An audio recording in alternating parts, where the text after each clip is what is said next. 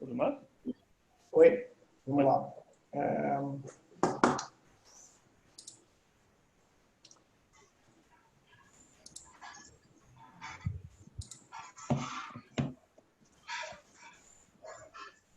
Vocês estão vendo a apresentação?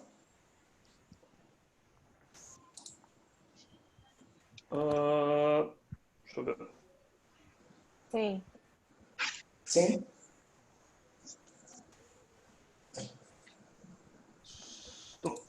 Só por algum motivo o streaming não foi aqui. Não, não sei. Estava me preparando aqui.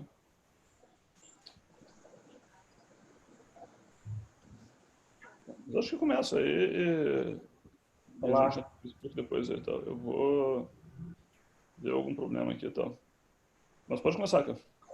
Já está todo mundo vendo a apresentação? Sim. Tá. O Fábio Gouveia entrou aí, enfim, tá opinando aí na história dos dados. Não sei se vocês já tinham falado ao vivo e tal, mas, enfim, seja bem-vindo aí. Valeu. Tá sendo muito engraçado essa coisa, porque eu tenho meu quase homônimo da UF está aí também, né? Então, tem dois papos. Ele teve semana passada e tal, mas, enfim, a gente se confundiu várias vezes ali e tal, tipo assim, vamos chamar o Fábio Gouveia, qual deles? Então, eu tive uma situação engraçadíssima uma vez, porque eu sou lá da Fiocruz, né? E aí um dia ele foi falar, o Fábio Gouveia foi falar lá na Fiocruz. Né? E aí era no Praia da Expansão e teve várias pessoas que foram lá achando que iam me ver, inclusive eu fui lá. Eu quero me ver, porque afinal de contas, já que eu não posso soltar a minha palestra. Aí encontrei com ele. Foi a primeira vez que eu encontrei com ele e tal, tirei foto com ele, botei post, inclusive. Falei, gente, momento de ubiquidade, né? Assistindo a palestra ao mesmo tempo, foi muito legal. Mas, enfim, gente, vamos lá. Vamos para a questão aí. Odmar Cardoso, você é da onde, cara? Eu estou pegando tudo por fora aqui. Eu não sou de lugar nenhum. Não, assim, você nasceu em um lugar. Eu sou mineiro, por exemplo. Nasci em Sorocaba.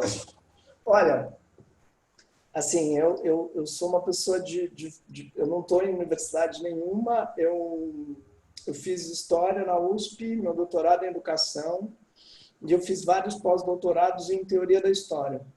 Muito legal. E eu trabalho com análise de rede semântico-temporal.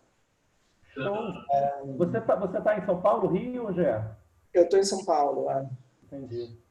Não, cara, depois vamos bater uma bola, porque eu estou querendo fazer uma disciplina aqui na Casa de Oswaldo Cruz, voltada para uma visão mais para dar ferramentas para os historiadores, né, voltados mais para essa questão de uso de programação e dados, né, de métodos digitais para historiadores e também bibliometria. É isso que assim, o meu trabalho atual, eu estou tentando organizar, eu criei um algoritmo que faz isso, e estou tentando transformar isso numa plataforma que possa ser usada por qualquer pessoa, não só por cientistas, por todo mundo. E eu estou pedindo financiamento para isso, estou tentando uma bolsa Marie Curie para viabilizar isso. Estou me inscrevendo esse ano, se eu conseguir, talvez isso vá para frente. Essa apresentação está nesse link aqui, Tá. 348JG73, então aí vocês conseguem rever isso fácil, tudo que eu vou mostrar. Né? A ideia é falar de como construir grafo e usar esses grafos para fazer análise científica. Né?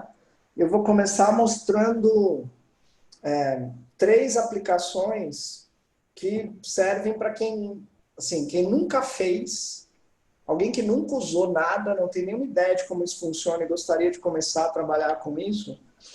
Eu recomendo começar por esse Voyant, que é uma coisa aberta, de graça na internet, obviamente muito limitada, mas que dá para brincar e fazer coisas que você nem imagina. Então, assim, o que é o bacana desse Voyant? Você pode simplesmente colocar uma massa de texto, copiar e colar um texto aqui, clica em revelar, e ele já te dá um monte de análises. E você consegue interferir nisso. Então, assim, para quem nunca fez grafo, não tem ideia do que é isso, eu recomendo começar com o Vayan. Você cola um texto ali, brinca com ele, e isso vai te ajudar a entender como é que é esse mundo, o que dá para fazer com isso. Né? E é de graça. Né? Tem uma outra ferramenta na web que chama Infranodos, que é paga. Não tem versão gratuita, mas custa 8 euros por mês. Então, assim, é algo que é viável. Você tem um projeto específico para fazer, você paga uma assinatura pelo tempo do projeto e depois não assina mais. Ele é um pouquinho mais sofisticado que o Vayan. Ele permite fazer análises. O bacana do Infranodos é que ele mistura a análise do grafo com a raspagem. Ele automatiza a raspagem para você. Só que, óbvio, ele não raspa tudo que você quiser, tem uma limitação, mas, por exemplo, eu entrei no Infranodos e digitei a palavra Science e pedi para ele procurar as relações da palavra Science no Google. Então, o Infranodos faz uma busca no Google para você, raspa os primeiros resultados do Google e gera a rede. Você não faz mais nada. Você escreve Science, aperta um botão e ele faz tudo para você. Por 8 euros por mês. Também tem milhões de limitações, não dá para você planejar, mas dependendo do projeto que você tem, dá para você fazer. Então, assim, estou aqui dando uma dica para quem nunca fez isso e está querendo começar. Eu começaria pelo Vayan, depois iria para o Infranodos, e aí o próximo passo seria ir para o Geph, que é o que todo mundo usa, que dá para fazer milhões de coisas. Só que aí precisa estudar um pouco mais. Assim, ele não é tão simples, mas ele é gratuito. Você consegue baixar de graça, usar. Tem vários problemas, dá um monte de pau, mas depois que você pega o jeito... depois que você pega o jeito, você até consegue fazer alguma coisa, né, Fábio? Agora, tem um problema que é... O problema sempre nesses casos é falta de memória. Eu não sei por que esses programas trabalham com memória, né? Então, depois eu vou mostrar para vocês aqui um algoritmo que eu fiz que não usa memória, que ele salva no disco rígido. Então, óbvio que ele demora mais, né? Porque acessar o disco rígido demora mais do que acessar a memória. Só que eu não tenho pressa, certo? Eu peço para fazer o grafo e espero 24 horas depois está pronto. Né? Porque em vez de ele ficar usando a limitação da memória, ele tem o meu disco rígido inteiro para fazer. Ele vai lá, salva, busca e tal. Então, eu parei de usar o Geph há um tempo, eu usei o Geph por um bom tempo, parei de usar desde que eu criei esse algoritmo que eu vou mostrar para vocês. Mas, assim, queria dar uma dica. Além de você poder começar pelo Vayan, depois ir para o Infranodos, depois tentar se aventurar pelo Geph,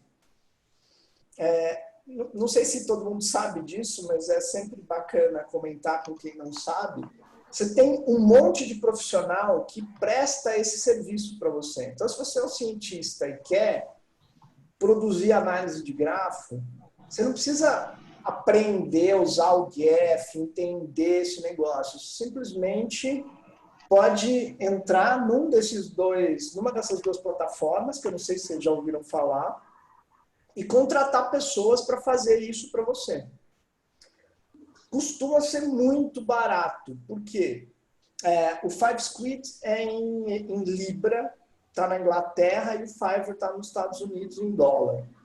Só que você tem gente, por exemplo, do Vietnã, de países que têm uma relação com a Libra e com o dólar que é ainda pior que a nossa. Então, assim, você consegue criar coisas por 5 libras, 10 libras, 50 libras. Você consegue prestações de serviço nessas duas plataformas por um preço muito baixo. Então, às vezes, assim, pensando em tudo que a gente tem que aprender para fazer ciência, às vezes vale a pena, em vez de investir em aprender como fazer grafos e tal, vale a pena investir em outras coisas da sua área e deixar essa parte de plotagem e tal para alguém que você contrata, né? Você contrata com cartão de crédito, paga, o dinheiro fica preso na plataforma, a hora que a pessoa entrega o trabalho, você confere, pede para fazer revisão, a hora que está pronto, você clica e eles passam o seu dinheiro para a pessoa. Então, e assim, nessas duas plataformas, tem coisas pré-montadas, assim, o cara fala, eu raspo até tantos dados, eu faço um grafo com até tantas linhas e custa tanto. Então, você pode simplesmente ir na prateleira e clicar, eu quero um desse aqui. Ou você pode mandar uma mensagem para o prestador de serviço e falar para ele, olha, eu tenho um projeto que é assim, assim, assim, por quanto você faria isso? E a pessoa dá o preço dela e aí você aceita ou não. Agora, independentemente de você resolver aprender a como criar esses grafos ou você contratar alguém para fazer, o pulo do gato, o que dá mais trabalho é o plano de obtenção e tratamento dos dados. Esse é sempre o problema, né? E é isso que não adianta. É só o cientista que vai saber fazer, né? Então, para fazer esse tratamento, a obtenção e tratamento de dados, então você precisa fazer um plano de como você vai obter esses dados. Se você vai raspar tudo, se essa raspagem é uma raspagem amigável, ou se ela vai ter que ser meio na marra, se você vai digitalizar esses dados, assim, você precisa planejar como fazer isso. E depois que você está de posse dos dados, você precisa fazer uma porção de tratamentos antes de eles se transformarem num grafo. Então, para vocês entenderem o tamanho da encrenca, eu vou mostrar para vocês tudo que eu fiz, passo a passo, no grupo do Twitter lá, né? E para fazer obtenção e tratamento de dados, vocês precisam dominar duas ferramentas, né? Tem uma coisa todo mundo fala, né? Precisa saber Python, precisa saber Python, precisa saber Python, mas, assim, para quem está querendo começar, a Kerushi me perguntou, né? Por onde que eu começo? Qual que é a primeira coisa que eu poderia estudar? Assim, eu recomendo fortemente a não começar por Python, apesar de Python ser fundamental, eu recomendo fazer um curso de terminal Linux. Vocês viram isso ontem no workshop do Wanderson. Ele nem comentou, porque para ele isso é uma coisa muito normal, mas para quem é de fora da área da computação, aquilo que o Wanderson estava fazendo era usar um terminal Linux. Ele estava usando comandos, ele estava fazendo tudo pelo terminal Linux, inclusive acionando coisas no Python, né? Via terminal Linux. Então, assim, usar o terminal no Linux é uma coisa que é muito útil para lidar com lotes de arquivos, que é uma coisa que o cientista tem que fazer o tempo todo. Então, assim, isso eu acho que é uma coisa que vale a pena estudar. Assim, acho que todo cientista vai ganhar muita agilidade no seu trabalho se souber operar terminal Linux bem, né? E assim, desde o Windows 10, você não precisa nem ter uma máquina com Linux. Você pode instalar um terminal Linux que abre dentro do seu Windows. Claro que isso tem limitações, às vezes dá pau, não dá para fazer absolutamente tudo assim. O ideal é ter um terminal Linux dentro de um sistema operacional Linux.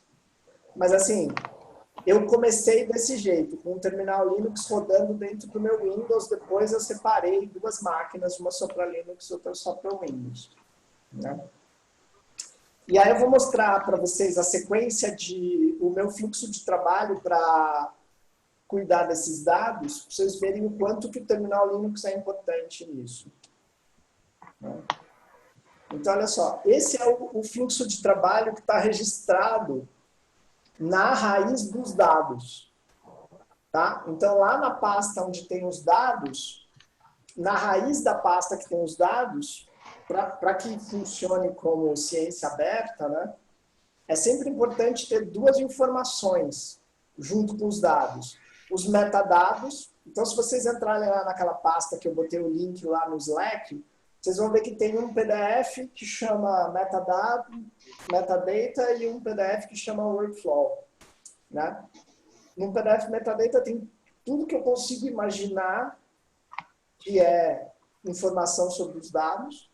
E nesse PDF workflow, qual que é a diferença? Nele eu vou listar todas as operações que eu realizei com os dados, gerando novos dados. Então, uma coisa são os dados que eu raspei, outra coisa são os dados que eu gerei depois da raspagem.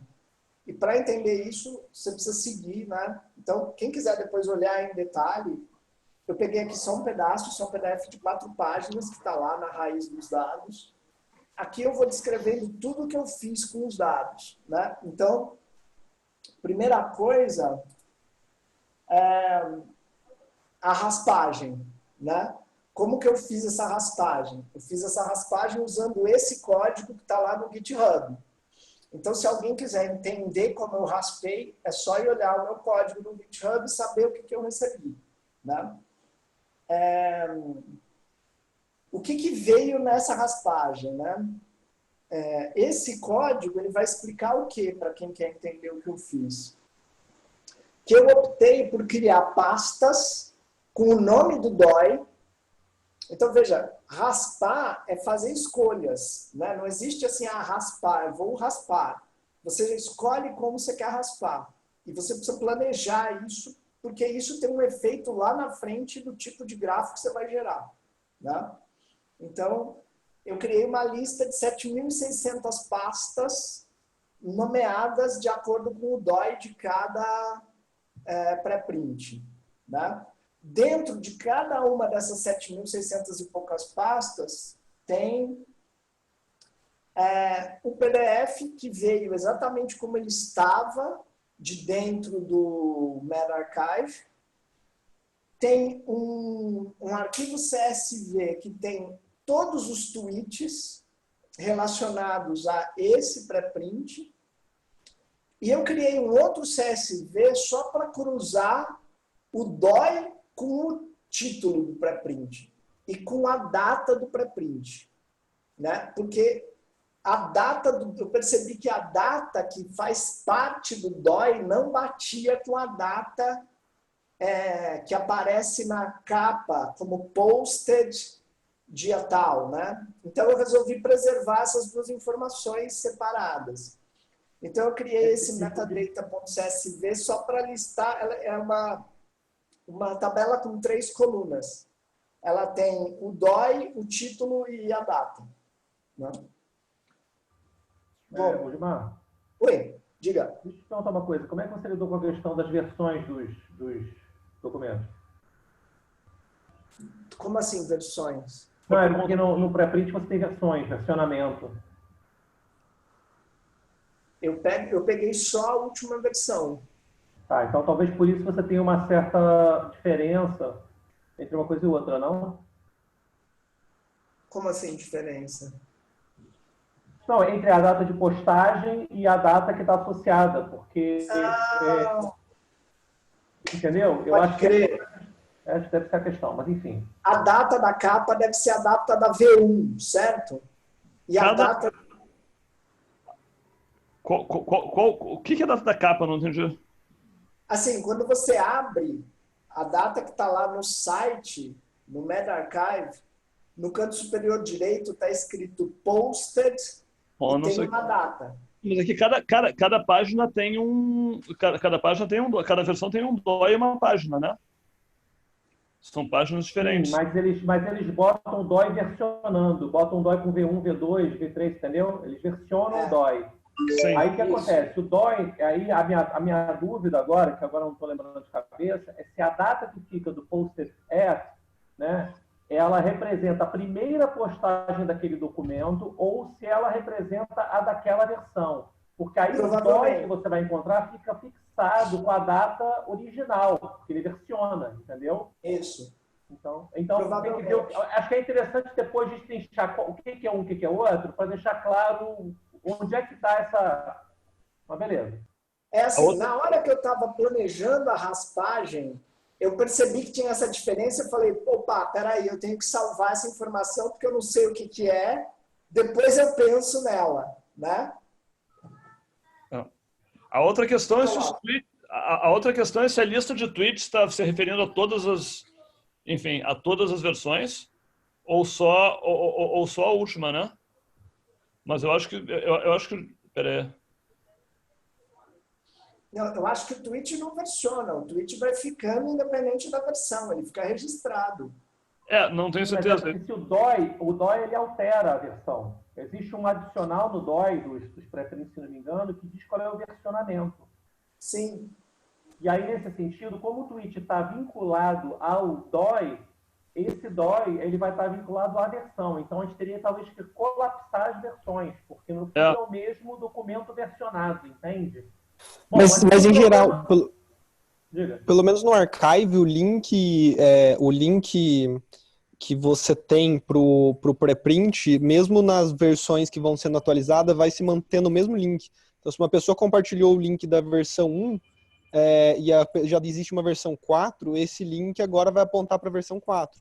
Não, beleza, Wanderson, mas isso é o que ele faz. O problema é que, como nós estamos monitorando o pré-print e a gente quer fazer um vínculo, a gente vai ter situações onde o tweet foi feito, eventualmente, para diferentes momentos, entendeu? Eu acho que tem sim. Bom, isso a gente precisa depurar depois, mas enfim.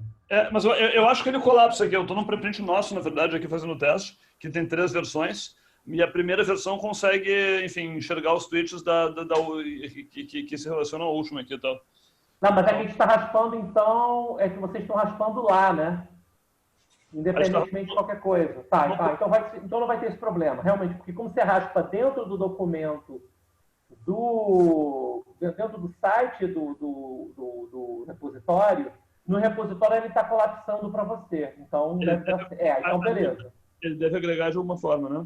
Não, isso é importante. Eu digo essa questão, que a gente, às vezes, quando vai vendo pelo roadmap que foi feito aí da desenvolvimento da coisa, isso é importante porque isso justifica uma questão, tipo, por que eu fui por aí e eu não fui, por exemplo, pelo Altmetric, que tem todos esses dados lá e eu poderia ter feito um recorte na Dimensions e não sei o quê. Então, bom, tem o acesso, e lá eu consigo a coisa, inclusive, colapsada. Ou não, tipo, enfim. Mas você tem acesso... É que assim, o nosso acesso ao Altmetrics, na verdade, não dava os handles dos tweets, assim, só dava counts. Mas talvez o seu dê, não sei. Não, eles não dá atualmente ele dá o handle, ele te dá a informação de qual é o tweet. Aí você tem que raspar o tweet lá também, é um inferno. Então, hoje em dia, por conta da questão da liability, eles cortaram. Houve um corte disso. Eu tive que apagar a base toda que eu tinha o dump da base há 2 anos atrás, e eles tiveram por conta das normas europeias, o contrato com o Twitter da Altmetric teve essa modificação. Mas eu não estou querendo também atrapalhar muito a apresentação, que está muito... Não, está atrapalhando nada. Acho que é por aí. Uma outra coisa... Olha só, uma outra coisa que agora fazendo isso aqui eu acabei de notar, eu tenho a impressão que os tweets cortam lá pelas tantas aqui, né? Porque eu estava, enfim, eu abri como teste aqui um preprint nosso, que a primeira versão é de 2019, e os primeiros tweets são de 2020, assim, não estão todos os tweets aqui, né? Me parece que tem um máximo de tweets que ficam na página, não sei se a gente está raspando exatamente tudo que... Isso é uma questão. Isso vai valer para papers pesadamente tweetados, né? Mas enfim... eu nunca fiz raspagem lá direto no MedArchive e no BioArchive, então eu não sei. Mas acho que vale dar uma olhadinha para ver qual é o máximo de tweets que você está pegando aí, tá? E aí talvez bater com o Altmetrics que tem as contas, porque eu tenho a impressão que chega um ponto em que ele deixa de... Olha, eu digo para vocês o seguinte, pela planilha que vocês me deram, o número realmente por arquivo não passa de 100, tá? Então a gente está pegando só o... De novo, assim, não tem problema. A amostragem são 100 tweets mais recentes, né? Tipo assim, acho que dá para fazer um gráfico, mas ele certamente vai estar muito mais... Eu parei para pensar nisso. Se os tweets que estavam lá eram todos, ou se era só uma amostra. Tudo bem, eu também não tinha me dado conta, porque tem bastante, né? Tem muita coisa, mas assim, o que mais tem aqui, eu estou exatamente abrindo aqui o documento para poder ver isso, o maior número de tweets que eu encontrei foi de um arquivo que tinha 100, não passa de 100 realmente. Então ele deve pegar até os 100 mais, não passa realmente de 100. Pode ser que ele esteja paginando, né? Ele não está paginando aí, não? Não, não. Não. Ele cria um scroll, assim, ele esconde. Mas você vai pelo scroll até o fim, ele não gera página nunca. Isso eu conferi. Tá. não, Depois eu vou dar uma olhada no fonte para ver se tem como hackear isso. Aí pelo fonte, mas aí vocês têm que me dar. Eu vou pegar esses que já tem 100, que eu já sei que devem estar estourados, e vou ver se tem como hackear. Que aí eu vou direto neles e tento ver se tem um macete para poder mexer na página, para poder fazer uma coleta. Porque aí, como são poucos, que tem mais de 100, você pode ir direto nos que tem 100 estourados e faz de repente até na mão. Eu contei na mão aqui, de fato tem 100, assim, então aparentemente ele pega os 100 tweets mais recentes. Aqui, por exemplo, na planilha que vocês me deram, tem 1, 2, 3, 4, 5, 6, 7, 8, 9, 10, 11. Só 11 tem 100. Sim. Eu posso tentar... É difícil você chegar em 100 tweets, né?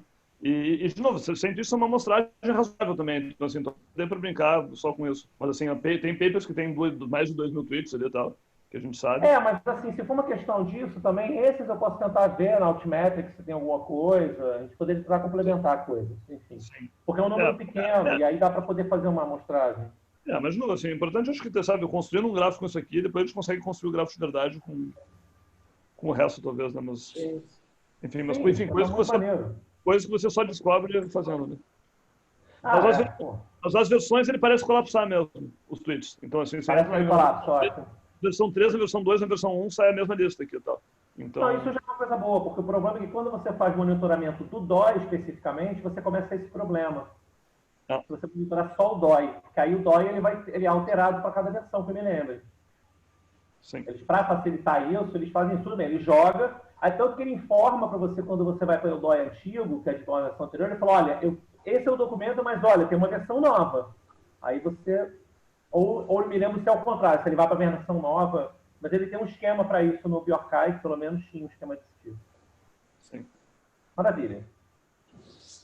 Beleza, bom, depois de ter feito, então, esse primeiro passo do fluxo de trabalho, que é a raspagem, né, planejada dessa forma, de pastas, dentro da pasta PDF, CSV e tal, o próximo passo... aí a gente divide o fluxo de trabalho em duas coisas. Eu fiz dois trabalhos totalmente diferentes. Um trabalho que é gerar o grafo dos tweets e outro trabalho que é gerar o grafo da rede semântica do conteúdo dos papers. Por que eu fiz as duas coisas? Porque dependendo do resultado que a gente tivesse no tweet, eu poderia comparar esse grafo dos tweets com o grafo das redes semânticas dos papers, né? Então, por isso que eu fiz dois processos paralelos. O que eu vou mostrar para vocês aqui é o processo dessas redes semânticas, que eu acho que é o mais interessante. O dos tweets é mais simples. Então, nesse documento, metadata.pdf, que está dentro, na raiz da pasta de dados que eu compartilhei com vocês, tem os dois processos. O dos tweets e o da rede semântica dos preprints, né? Vocês podem olhar lá os dos tweets, tá tudo descrito lá o que foi feito. Então, o segundo passo, aqui usando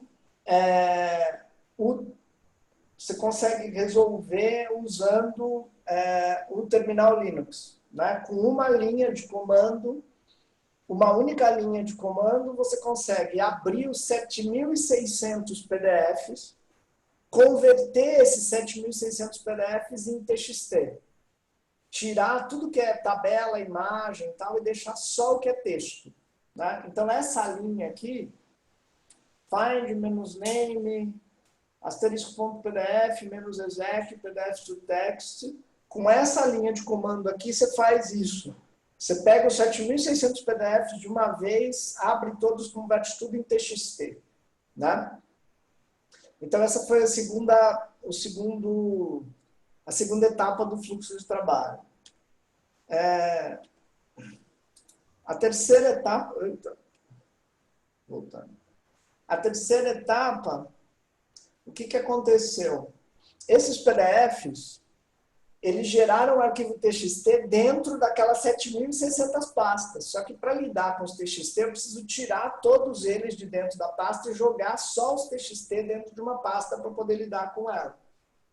Então, essa linha de comando aqui no terminal Linux cria isso. Ela pega, puxa todos os arquivinhos TXT de 7.600 pastas diferentes e reúne todos eles numa pasta só. Né? Só que aí, depois que eu fiz essa conversão, eu descobri que eu tinha um problema. Não sei porquê, vários malditos resolveram numerar as linhas dos pré-prints. E essa numeração de linhas embola a análise semântica, tá vendo? Linha 16, 17, 18, isso é um inferno, isso é um inferno. Bom, e o que adianta eu ter o TXT e tá com isso tudo sujo? Ô, Gilmar, então, assim, como opção para isso aí, o ByArchive tem uma versão HTML, né? O XML, desculpa. Que você poderia baixar então, o XML ao invés do PDF. Por isso que é importante planejar direito a raspagem de dados. É isso. Então, isso é um exemplo perfeito de mau planejamento de obtenção de dados. Então, assim, fiz besteira, né? Aí, puta, vou raspar tudo de novo para raspar o XML. Deveria ter incluído o XML na pasta, né? Só que eu só percebi a besteira que eu fiz depois de feito. Então, assim, eu teria mais trabalho para voltar lá e raspar o XML todo do que filtrar o TXT, né? Mas você tem razão, Olavo. Eu deveria ter feito diferente. Aí, para fazer isso, esse SED aqui que eu estou mostrando, ele é um editor de texto que edita texto linha por linha. Então, assim, com uma única linha de comando, que é essa daqui, você consegue abrir os 7.600 arquivos e limpar esses números, né? Bom, só uma coisa, ô Gilmar, mas assim, só para o pessoal que é mais neófito, né, tal, também você está fazendo uns esqueminhas aqui para juntar vários comandos numa linha só, né? Sim. Que a gente usa muito isso, mas assim, as pessoas às vezes olham e falam, mas como assim uma linha? Não, mas na verdade são vários comandos encadeados. Sim. Né? Então a pessoa não tem que entender que isso aqui é um comando Linux. São vários comandos de Linux que estão encadeados aqui dentro, alguns deles, um jogando para o outro, passando para o outro, né? Sim. Você consegue montar isso. Eu poderia fazer isso em várias etapas. E às vezes eu até faço, sabe?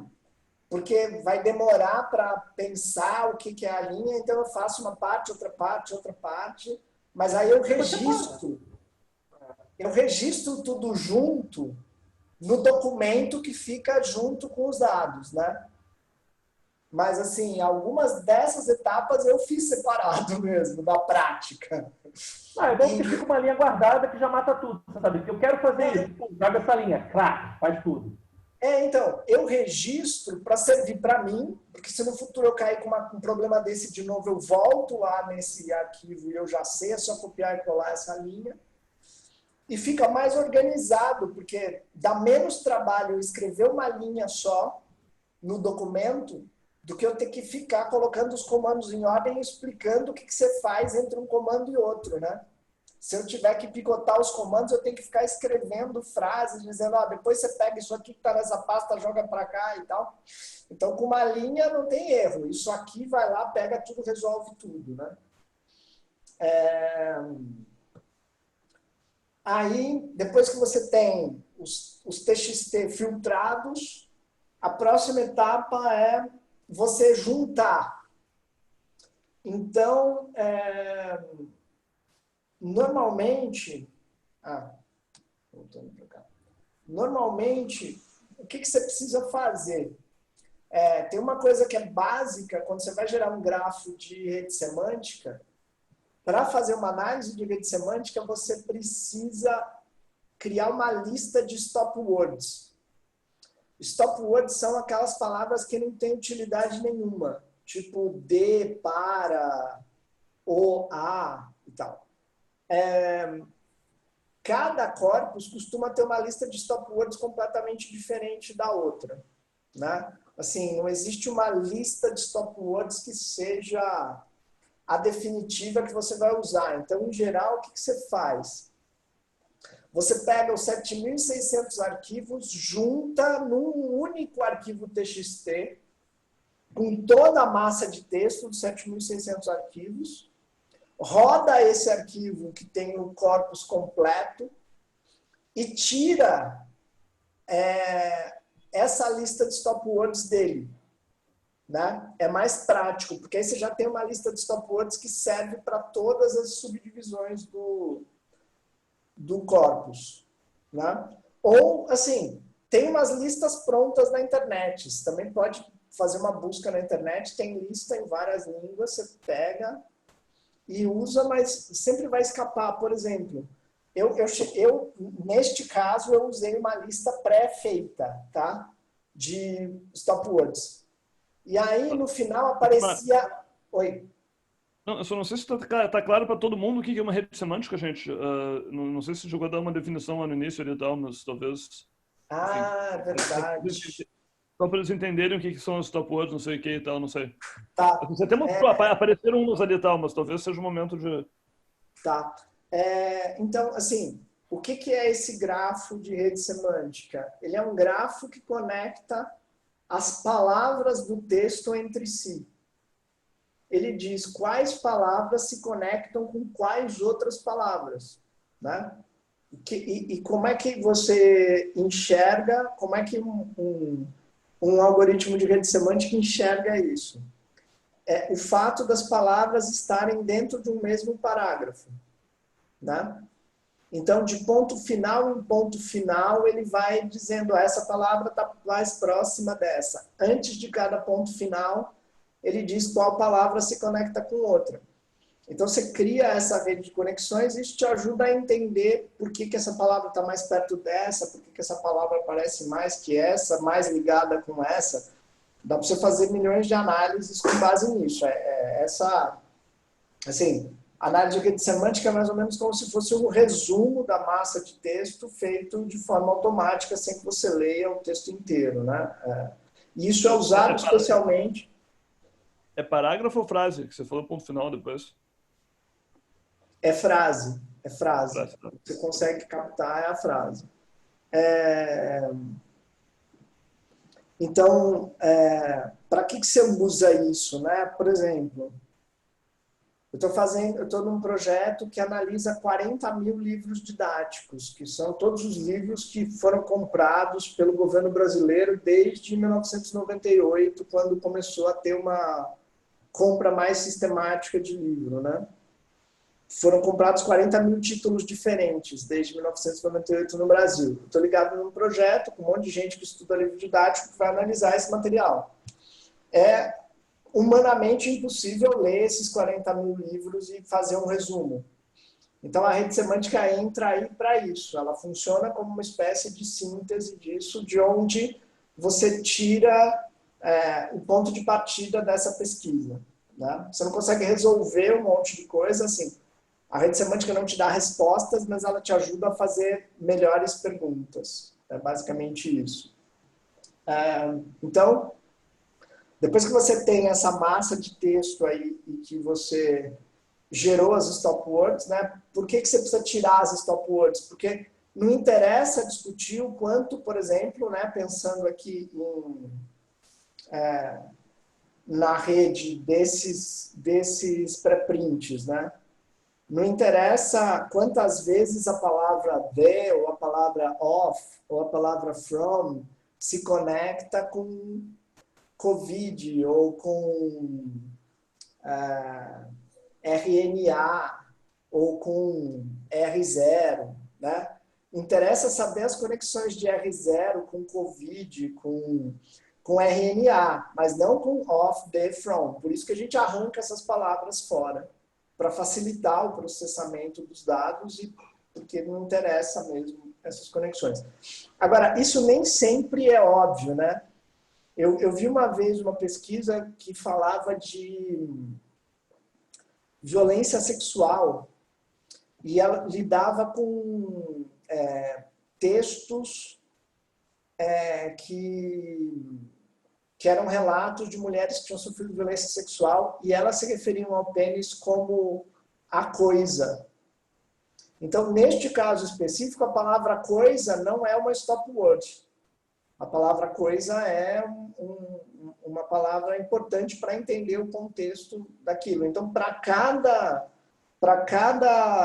corpus diferente, a gente tem que pensar em stop word de um jeito diferente, né?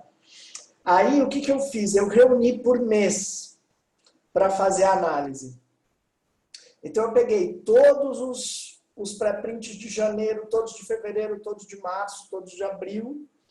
Então, esse item 6 aqui do fluxo de trabalho mostra uma linha de comando no terminal que faz isso.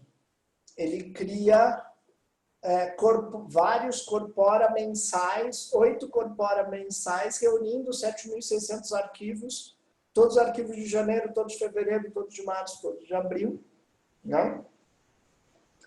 E aí, depois que você tem esses corpora montados, a próxima etapa do fluxo de trabalho é começar a criar os nós e as arestas que formam isso tudo, né? Então, o nó é cada palavra. E a aresta é a relação, são as conexões entre essas palavras, né? Então, no grafo, o nó é o ponto e a aresta é cada linha que liga um ponto no outro. Então, para gerar isso, você precisa fazer todo um cálculo para dar essa informação num formato CSV para o aplicativo que você vai usar para gerar esse grafo, né?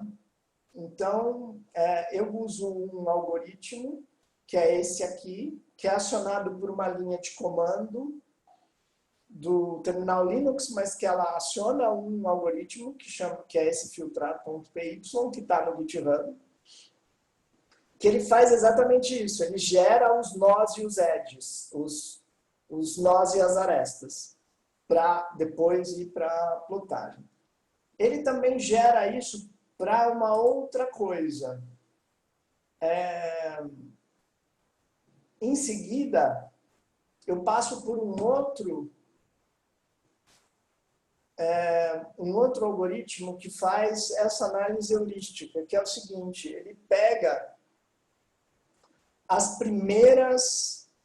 palavras, ele seleciona as palavras mais usadas e estabelece nexos entre essas palavras mais usadas. Então, só para vocês verem, ficou isso aqui, ó. Esse é o resultado daqueles 2 códigos lá, passando pelos 7.600 arquivos, né? Então, ele faz uma análise na flutuação entre as palavras mais usadas em cada período, né? Os períodos aqui são os meses, janeiro, fevereiro até agosto. Então, em cada período, a gente tem uma flutuação de quais são as palavras mais usadas. E esse código analisa essa flutuação antes de chegar na geração do gráfico. Então, ele analisa segundo 5 critérios, né? Palavras que no primeiro período não apareciam ou apareciam lá no final da lista e vão subindo, que é isso que está aqui descrito como gradual rise. Aí você tem palavras que simplesmente não existiam e que, de repente, ficam super importantes no meio da rede de palavras. Palavras que caem, que eram importantes no primeiro período e vão sumindo dos corporas seguintes. Palavras que se mantêm estáveis, que são importantes e continuam importantes. E palavras que aparecem de repente e adquirem uma importância. Então, analisando essas 5 características, e esse código, ele analisa isso considerando só as primeiras 50 palavras mais usadas em cada corpora, as 100 palavras e 150, 200, para que a gente possa ver se tem alguma diferença, se tem alguma estabilidade. Por exemplo, essa coisa da subida, não sei se isso é relevante, mas só essas 2 palavras, isso é estável. Né?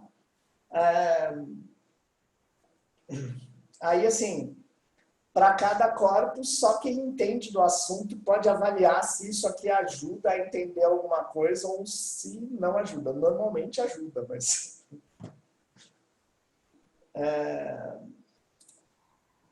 E aí, então, depois de todo esse processo, a última etapa é gerar os grafos, né? Que a cada mês... Claro que, assim, isso aqui está absurdamente poluído, né? Não dá para entender nada aqui, mas olhando dentro do programa, você consegue enxergar em detalhe. Eu vou mostrar para vocês aqui. Vocês continuam vendo a apresentação ou quando eu mudo aqui, muda o que eu estou apresentando? Não, a gente está vendo os grafos, é. Oi? A gente está vendo os grafos. Ah, espera, deixa eu... Agora a gente New está vendo share. uma... Ah, tá. New share... Pera. Mas faz como já a tela inteira, geralmente, ali e tal. Mas a gente está vendo o Júpiter, um troço Júpiter agora. Ah, vocês estão vendo o Júpiter agora. Então, o que eu queria mostrar é isso aqui. Ó. Isso aqui é um código, só para mostrar que, assim, isso também é Python, só que isso é um Python rodando dentro de um navegador, né? Eu uso, em geral, o Python como o Wanderson mostrou ontem, rodando no terminal Linux, só que para gerar essas coisas gráficas, assim, isso aqui é um código em Python, que vocês conseguem enxergar aqui, que usa uma biblioteca que gera, uma biblioteca do Python que gera esses efeitos gráficos. Então, assim, aqui, ó, eu estou cortando, eu estou fazendo um corte em 25 conexões. Então, fica poluído. Aí, se eu aumentar aqui, por exemplo, eu só quero ver o que tem mais de 35 conexões. E aí ele gera um outro gráfico que é um pouco menos poluído. Então, a gente consegue ir reduzindo isso até a gente começar a conseguir enxergar melhor as coisas. Então, dá para ir alterando aqui, conforme você vai alterando esse número de conexões que você quer enxergar, isso vai ficando mais ou menos visível. Eita. Cacete.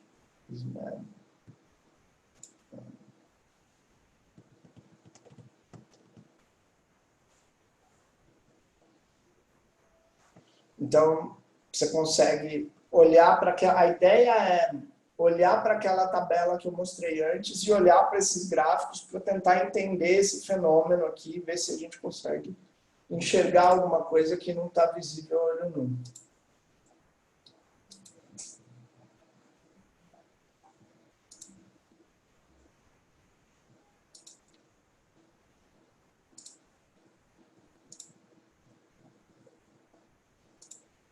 É isso.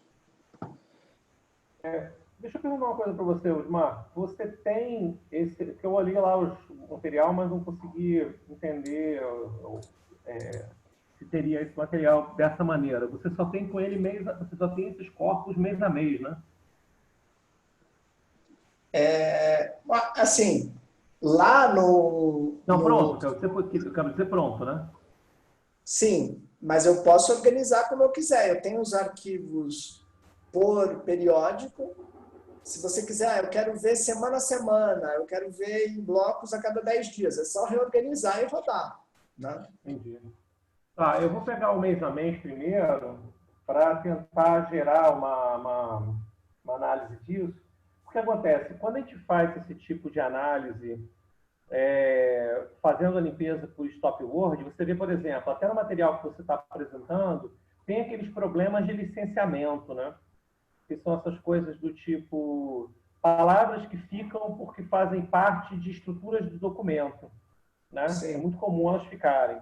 A gente tem até, por exemplo, tratamentos que são feitos, né, com essas stop words para tentar resolver isso. Mas, como é que eu vou dizer? Como o material está em inglês, e essa é uma grande vantagem, ele fundamentalmente está em inglês, eu acho que valeria a pena tentar levar isso para o Voice Builder, entendeu? Apesar de ter um outro caso ali que parece que tem uma palavra que vazou que pode ter sido por conta da estrutura do corpus, porque como você fez a partir do texto, você não... Eu acho que no XML ele faz marcação, por exemplo, de algumas partes do documento que a gente conseguiria jogar para fora, entendeu? Sim, Ficar sim. só com o miolo do conteúdo mesmo. Trabalhar com XML é sempre melhor, foi uma escolha equivocada. Não, assim, acho que é muito maneiro porque, eu acho, por outro lado, muito maneiro porque, pô, uma tremenda numa raspagem feita em PDF, entendeu? Pode servir para outras coisas também. Eu acho que foi o que eu grande parte pensei. desses processos também tem a ver com a gente ir tomando contato com coisas e aí é um outro problema que você tem amanhã, você resolve por esse caminho, entendeu? Eu acho muito legal. Mas, enfim, eu tentei fazer um pouco com o material que você tinha fornecido, alguma coisa que fosse no próprio GEF, mas o GEF ele não lida muito bem com essa questão de memória virtual para você tentar expandir, você acaba tendo que usar muito memória física. A memória virtual tem uma influência muito pequena, porque ela acaba servindo para o swap de outras coisas para ampliar a sua memória física disponível. Tanto que na minha máquina que tem 12 GB de RAM, eu consigo no máximo espremer aqui para uns 9 GB, entendeu? De memória para o GEF. Mas redes como essa que a gente está tendo aí com material, que é o principal, né? Muito engraçado, as pessoas se preocupam muito nessas coisas, mas o número de nós é alto. O problema, às vezes, não é tanto o número de nós, é o número de edges. As arestas é que ferram. Sim. Porque a aresta é que vai realmente gerar todo o processo de cálculo de uma série de coisas. Ele vai problematizar muito mais o cálculo. E é a hora que a memória começa a complicar. Eu já tive gráficos, por exemplo, que tinham muitos nós, porém o volume de arestas era baixo. A densidade da rede era baixa, então era fácil de lidar. Na hora que você sobe o número de arestas, aí ferra. E eu tentei fazer um tratamento aqui, mas assim, eu primeiro tentei fazer um tratamento mais limítrofe, do tipo seguinte: olha, não me interessa qualquer coisa que tenha somente um vínculo de aresta, ou seja, um paper que só foi tweetado por uma pessoa, né?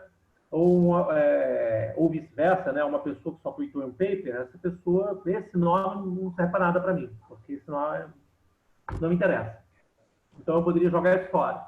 Isso diminuiu para 1/4 dos nós, mas diminuiu para 66% dos arestas. Ou seja, você vê que o problema ainda continua grande. E aí, quando eu tentei rodar aqui, com 12 não deu. Eu estou tentando jogar na máquina que eu tenho de 16 para tentar melhorar um pouco isso, senão a outra opção era subir isso para a nuvem, que aí na nuvem eu posso pedir uma máquina com alguma boçalidade, mas para o GEF não vai rodar também, aí não serviria. Serviria para tentar fazer o cálculo nessa hora. Eu estou tentando ver aqui como é que faço. Assim, acho que antes das tecnicalidades, vamos ver se assim, tem perguntas gerais aí e tal. Só para encerrar a parte do workshop mesmo. Eu acho que assim, o grupo tem bastante coisa. Desculpe, eu estou viajando aqui. Olá, eu achei que a gente estava na reunião da gente, não no workshop. Não, a gente chamou todo mundo para olhar, enfim, para o pessoal ter uma noção de o que a gente está fazendo aí e tal. Desculpe. Então, assim, não, tá tranquilo. Gente, alguma pergunta geral sobre grafos, redes semânticas e o processo até aqui?